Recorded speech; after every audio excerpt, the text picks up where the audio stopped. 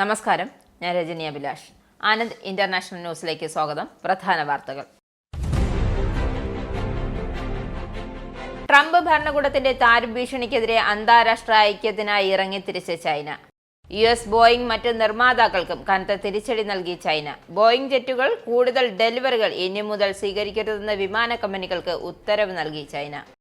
US-നുള്ള ചൈനയുടെ അടുത്ത അടി ഹോങ്കോങ്ങിൽ നിന്നും. അമേരിക്കയിലേക്കുള്ള കടൽ വഴിയുള്ള ചരക്ക് മെയിൽ സേവനങ്ങൾ താൽക്കാലികമായി നിർത്തിവെച്ച് ഹോങ്കോങ്. US ഉന്നത വിദ്യാഭ്യാസ രംഗത്തും ട്രംപിന്റെ താരിഫിന് കനത്ത അടി. US-ൽ നിന്നും കൂടുതൽ വിദ്യാർത്ഥികൾ കനേഡിയൻ സർവകലാശാലകൾ പഠനത്തിനായി അപേക്ഷിച്ചു തുടങ്ങി.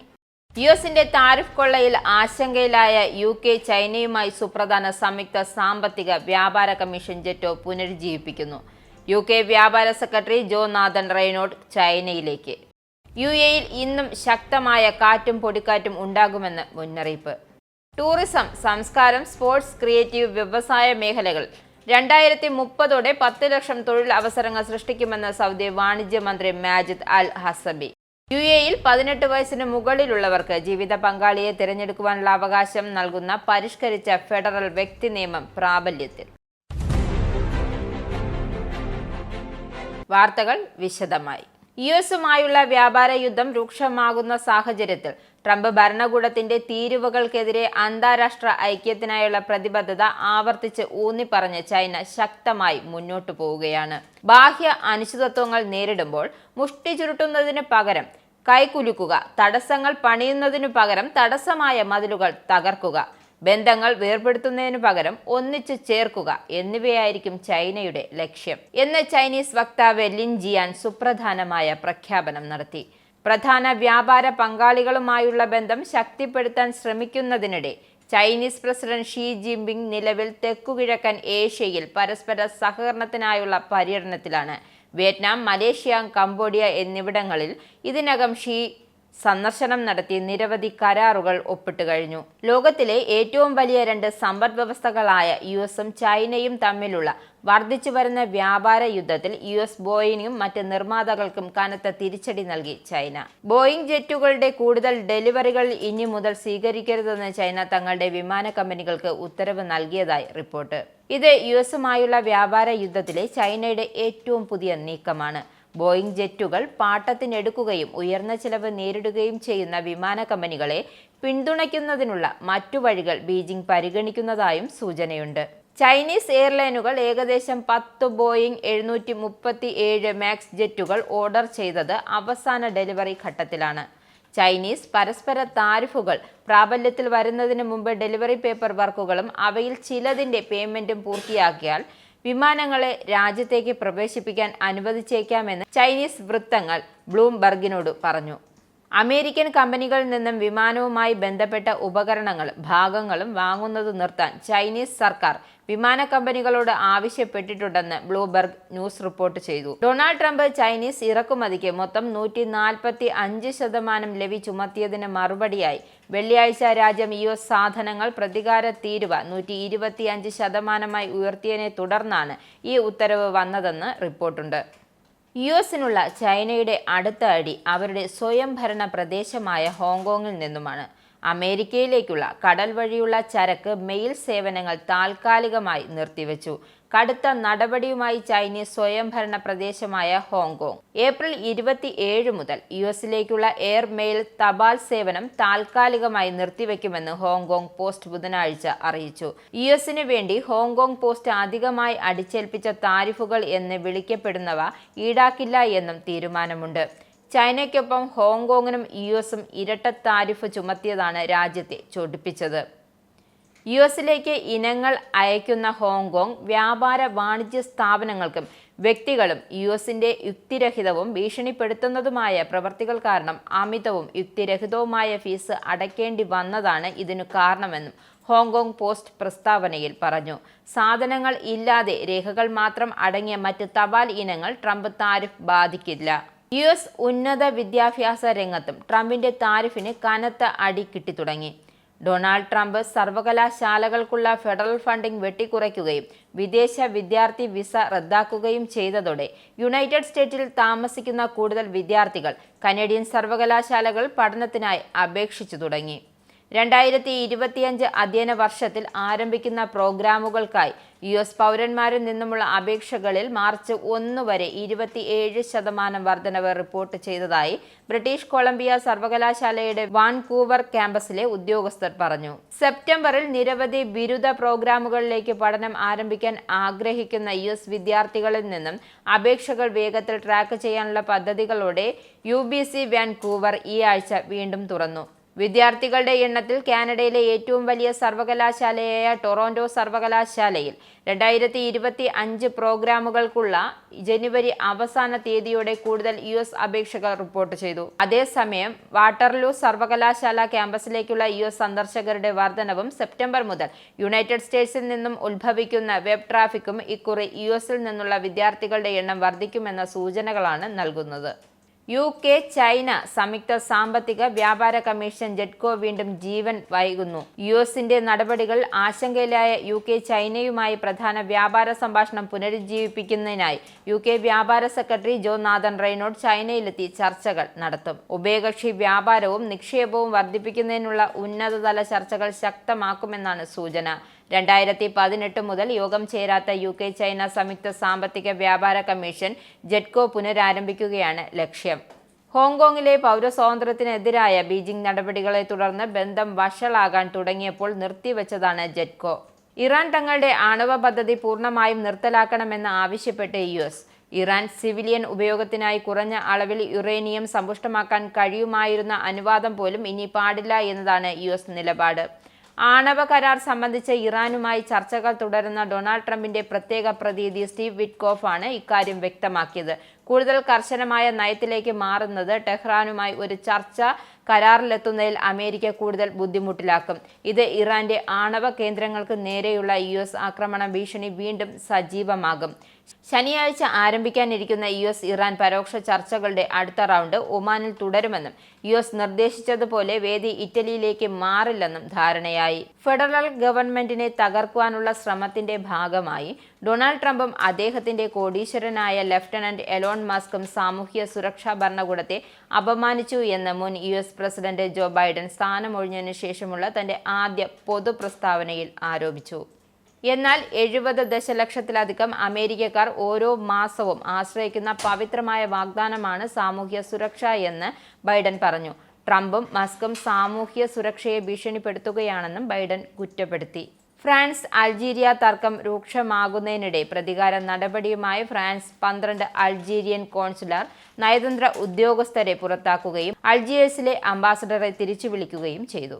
ഉഭയകക്ഷി ബന്ധങ്ങൾ പെട്ടെന്ന് വഷളായതിന് അൾജീരിയൻ അധികാരികളാണ് ഉത്തരവാദികൾ എന്ന് പ്രസിഡന്റ് ഇമ്മാനുവൽ മാക്രോന്റെ ഓഫീസ് വ്യക്തമാക്കി. ഒരു അൾജീരിയൻ പ്രതിപക്ഷ പ്രവർത്തകനെ തട്ടിക്കൊണ്ടുപോയതിൽ പങ്കുണ്ടെന്ന് സംശയിക്കുന്ന ഒരു അൾജീരിയൻ കോൺസുലർ ഏജന്റിനെ ഫ്രാൻസ് കസ്റ്റഡിയിലെടുത്തതിനെതിരെ അൾജീരിയയിൽ പ്രതിഷേധം നടത്തിവരികയാണ്. അൾജീരിയ തങ്ങളുടെ 12 നയതന്ത്ര ജീവനക്കാരെ പുറത്താക്കിയതായി ഫ്രാൻസ് പിന്നീട് പറഞ്ഞു.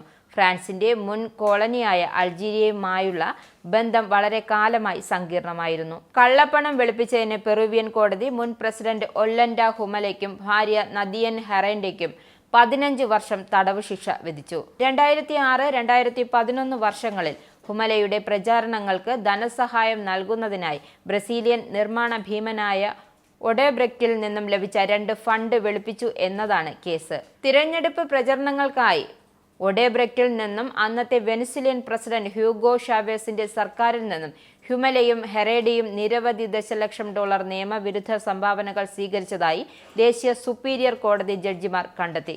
അഴിമതിക്ക് ജയിലിലടയ്ക്കപ്പെടുന്ന 3ാമത്തെ പെറുവിയൻ പ്രസിഡന്റാണ് ഹുമാല.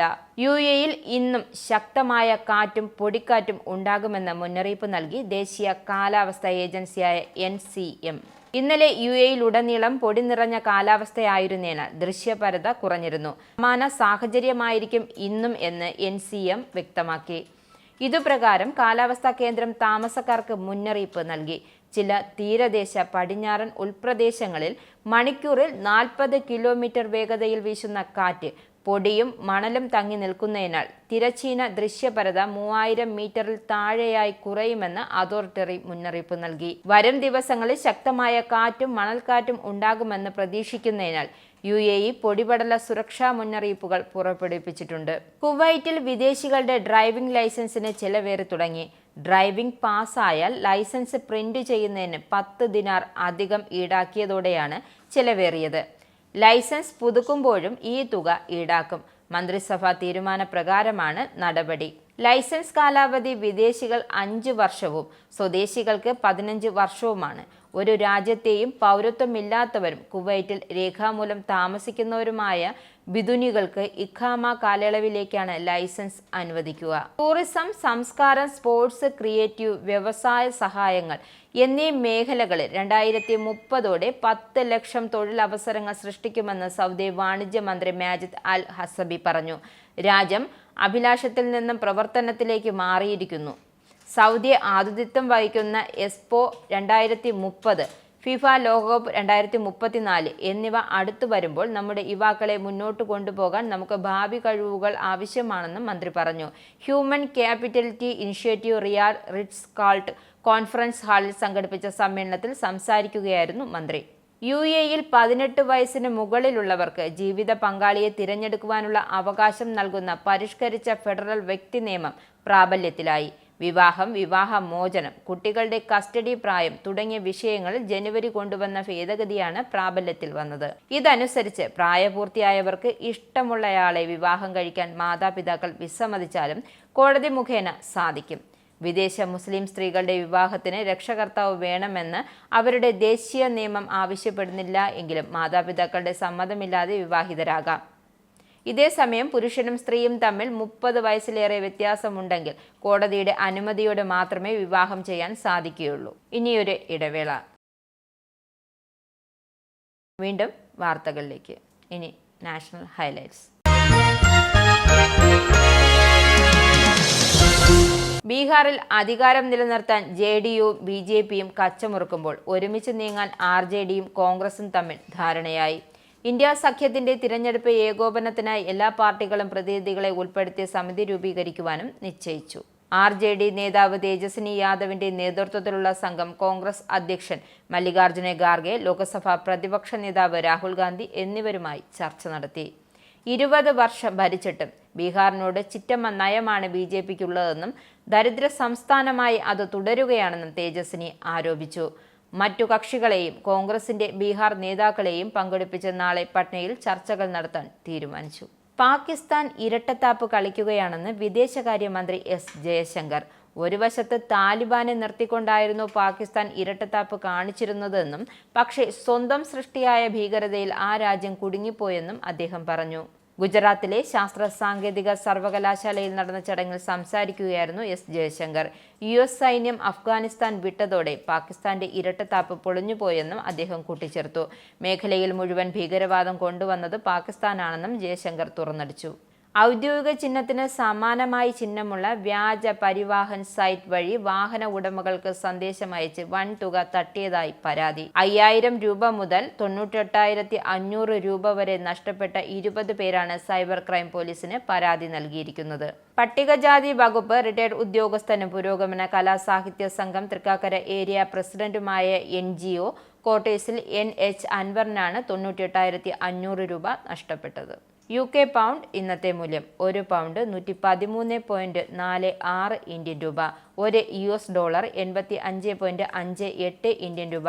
1 യൂറോ 97.03 ഇന്ത്യൻ രൂപ. 1 പൗണ്ട് 1.33 US ഡോളർ. ഇനി സ്പോർട്സ്.